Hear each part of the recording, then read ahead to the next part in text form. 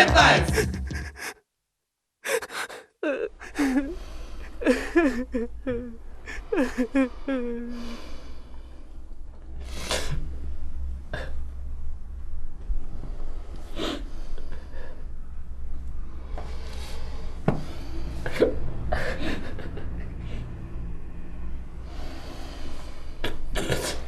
На целата моја елоквенција што имам, блажо разбираш, можам да кажам само еден збор. Трагедија. Голема трагедија, Рики. Ајде, Бога. Јас би додал многу голема трагедија. Многу ли се мачеше? 20 дена ништо не кише да јаде. Ништо да не се јадело, бе. Како јас не приметих ништо, разбираш, гледах ја овие денови. На кого му стоеше, бе, Рики, бе, на кого му стоеше, бе, така изненада танки.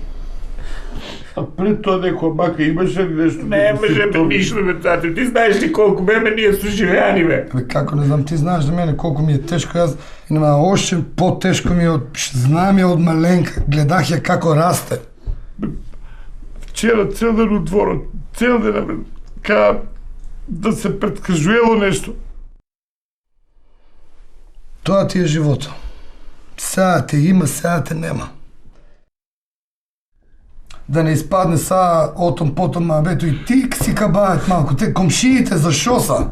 Ке се јавеш на мене, на цаци, за тоа комшијата е, кој ти е најтешко да ти помогне, разбираш. Ја те бараше еднаш, беше саузето и ке се јавиш, а она на доктор не можеше да оде. Да си јавил, че викни ме доктор, ниче го доведе ме доктор, тука да дојде.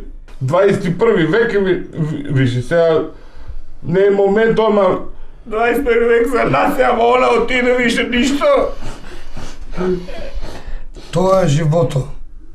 Тоа е живото, разбираш. Тоа ти сад го видиш, сад го не видиш. Ма мора, како сијалица, штрак.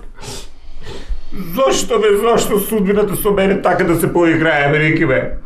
Што сум скрил јас, бе? Целата оваа трагедија, да ти кажам најискрено, на мене ми е малку чудна.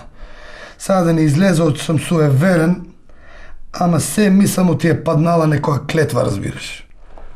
Каква клетва, бе, Рики? Чува. Извинјавам. Ау.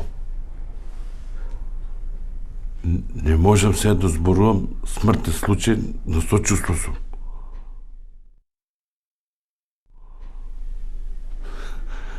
На комшијата му умре козата. Козата. Ај, почти расправа.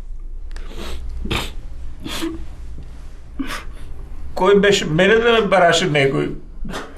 Само чест. Издржуј.